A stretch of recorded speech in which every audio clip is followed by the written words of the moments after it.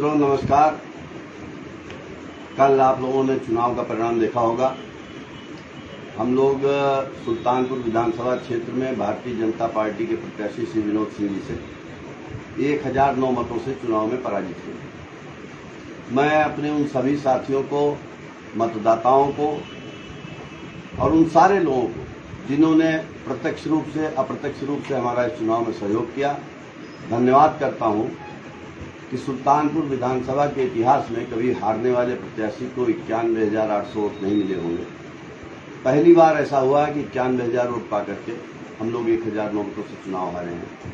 ये सब आप सबके सहयोग से, सुल्तानपुर की जनता के प्रेम से और उन लाखों हजारों कमजोर, बेबस, लाचार लोगों की दुआओं से हुआ है, जो मानते हैं कि अनूप संडा हमारा अपना आदमी है, हमारे बीच का आदमी है और हमारे सुख दुख में खड़ा रहने वाला आदमी है। मैं आप सबको पुनः धन्यवाद करता हूं। लोकतंत्र है, लोकतंत्र में चुनाव लड़ने पर जीतना या हारना चुनाव की प्रक्रिया का एक अंग है। और मेरा यह मानना है कि राजनीति में जिसको हार को हंस करके बर्दाश्त करने की क्षमता न हो, उसको चुनाव नहीं लड़ना चाहिए। चुनाव लड़ना बहुत बड़े दिल वाले लोगों का काम है और हारने के बाद मुस्कुराना उससे भी बड़े दिल वाले लोगों का काम है।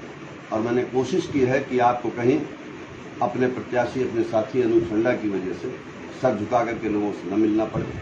कल भी मैंने अपने साथियों से कहा जो बहुत दुखी थे, मायूस थे, उदास थे, कि सर उठा करके जाइए, कंधे उठा करके जाइए।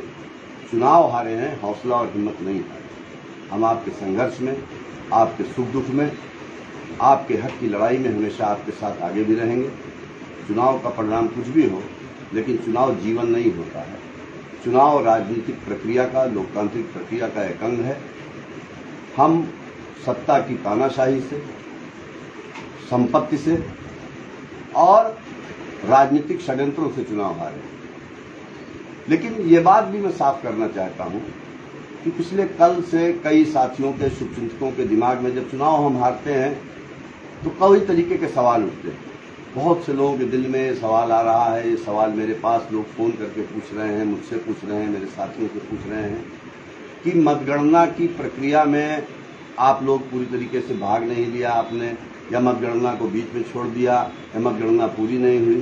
तो मित्रों, मैं बताना चाहता हूं कि मैं जीवन का 5वां चुनाव लड़ा हूं और मैं अहंकार से नहीं बोलता, लेकिन राजनीतिक बारीकियों और पेचीदगियों को समझने वाला, नियम कानून की जानकारी रखने वाला, राजनीति में चुनाव की राजनीति के पेचीदगियों को जानने वाला शायद सुल्तानपुर में बहुत कम ऐसे लोग होंगे जो मुझसे ज्यादा इस बारे में गहराई से जानते होंगे। जो सवाल बार बार तुलना हो रही है सुल्तानपुर विधानसभा क्षेत्र की और इसौली विधानसभा क्षेत्र, तो सबसे पहले तो मैं बधाई देता हूं अपने छोटे भाई माननीय विधायक श्री ताहिर खां साहब को कि जिन्होंने कड़े संघर्ष में इसौली विधानसभा से जीत हासिल की। उसकी जीत में और हमारी हार में एक फर्क है। जब ताहिर भाई को 216 या 269 मतों से पराजित घोषित किया गया, तो जहां तक मेरी जानकारी है उनकी विधानसभा में 2 बूथ की मशीनें, एक बूथ धेरी मुबारकपुर का था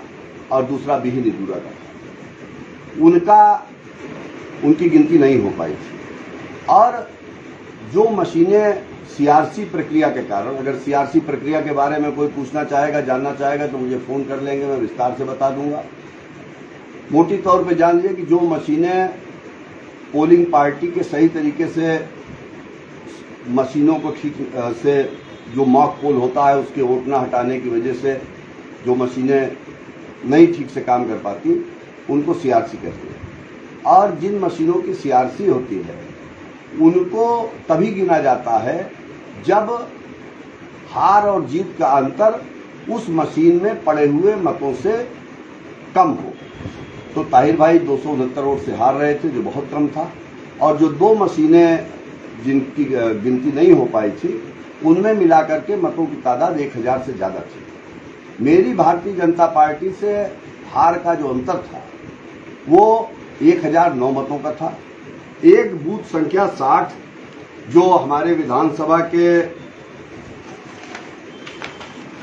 बभनगवा गांव का है, जो मैं आपको दिखा रहा हूं। मेरे पास चुनाव आयोग की दी हुई जो पोलिंग बूथों की सूची है, किस बूथ पे कितने वोट पड़े, तो आप देखिए कि इसमें बूथ नंबर 60 बभनगांवा का बूथ था, इसके में 400 वोट पड़े थे।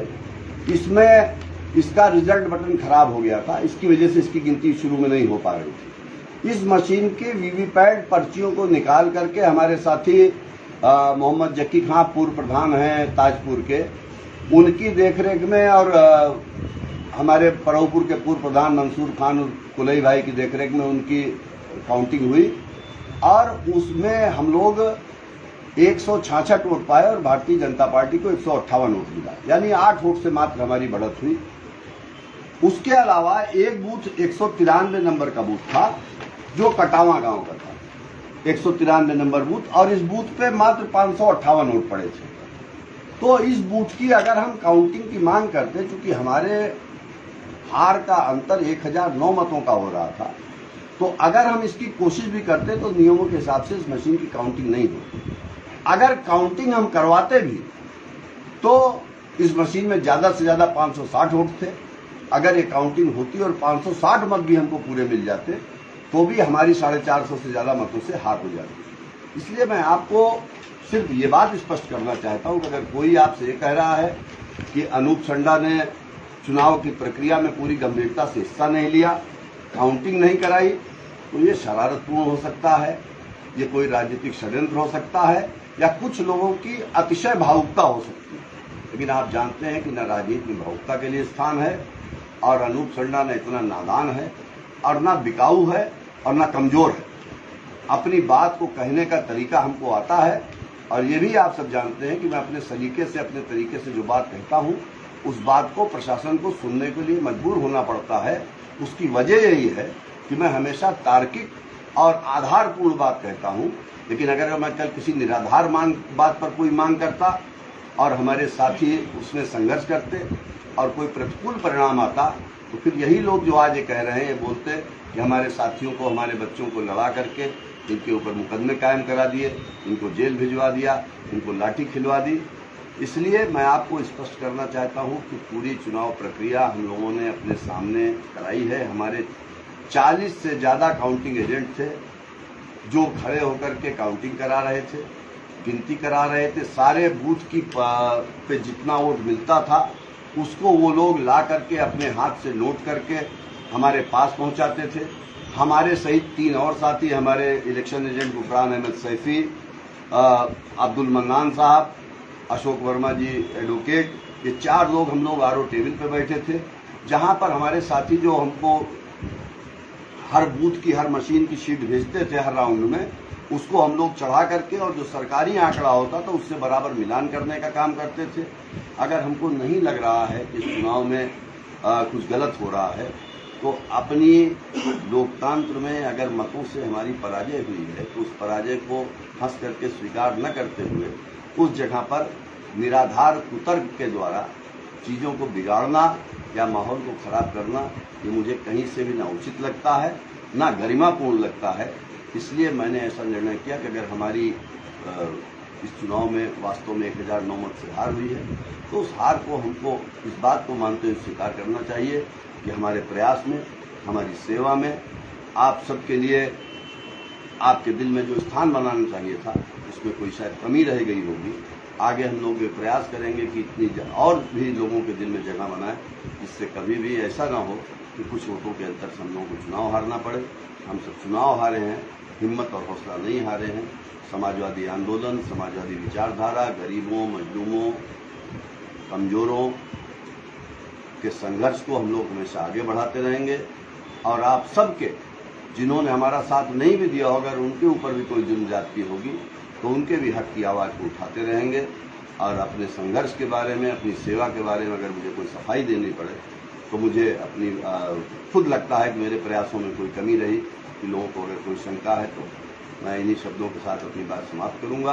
पुनः एक बार जिन साथियों ने हमको सहयोग किया, जिन मतदाताओं ने सहयोग किया, जिन लोगों ने प्रत्यक्ष रूप से, अप्रत्यक्ष रूप से सहयोग किया, मैं सबको बहुत बहुत धन्यवाद देता हूं।